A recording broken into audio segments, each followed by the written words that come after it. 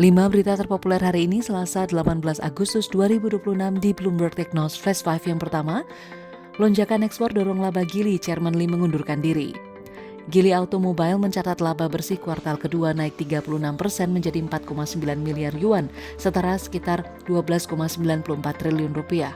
Kinerja ini ditopang ekspor yang melonjak lebih dari 2 kali lipat pada semester pertama menjadi 474.228 kendaraan.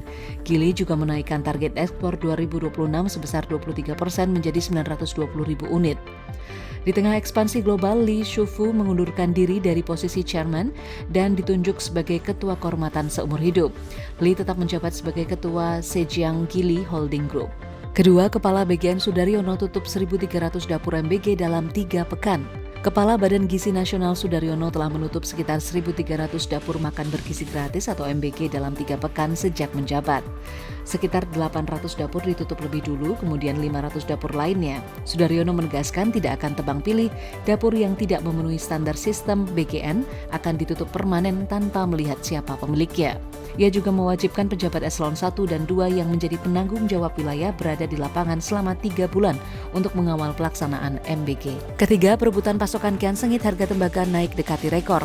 Harga tembaga naik mendekati rekor tertinggi di tengah persaingan mendapatkan pasokan jangka pendek yang semakin ketat. Harga kontrak 3 bulan di London Metal Exchange naik 1,7% menjadi 14.396 dolar Amerika Serikat per ton, mendekati rekor 14.527,50 dolar Amerika Serikat.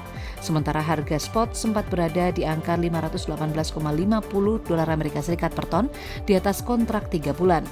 Harga tembaga telah naik hampir 16% tahun ini, persediaan LME juga turun menjadi sedikit di atas 200.000 ton, terendah sejak Februari. Keempat, Prabowo bakal bikin bursa komoditas, bagaimana nasib ICDX? Pemerintah membuka peluang mengintegrasikan Indonesia Commodity and Derivative Exchange atau ICDX ke bursa mineral dan komoditas yang disiapkan Presiden Prabowo Subianto. Bursa bernama Indonesia Commodity Exchange atau ICOMEX nantinya memperdagangkan komoditas utama Indonesia seperti CPO, nikel, dan batu bara. Mensesnek Prasetyo Hadi mengatakan konsep bursa masih dimatangkan, termasuk opsi ICDX bergabung atau berdiri sendiri. Bursa mineral dan komoditas ini ditargetkan mulai beroperasi pada awal 2027. Kelima, semua kantor diminta izinkan karyawan kerja fleksibel 18 Agustus. Pemerintah mengimbau instansi pemerintah, lembaga publik, dan perusahaan swasta memberikan fleksibilitas kerja bagi pegawai pada 18 Agustus 2026. Kebijakan ini diberikan untuk mendorong partisipasi masyarakat dalam peringatan HUT ke-81 kemerdekaan Republik Indonesia dengan tidak meninggalkan kebutuhan operasional perusahaan. Sementara layanan publik seperti kesehatan, perbankan, energi, dan transportasi diminta tetap memastikan pelayanan berjalan optimal. Itu dia 5 berita terpopuler pilihan Bloomberg Technos hari ini. Ikuti terus update selanjutnya di www.bloombergtechnos.com.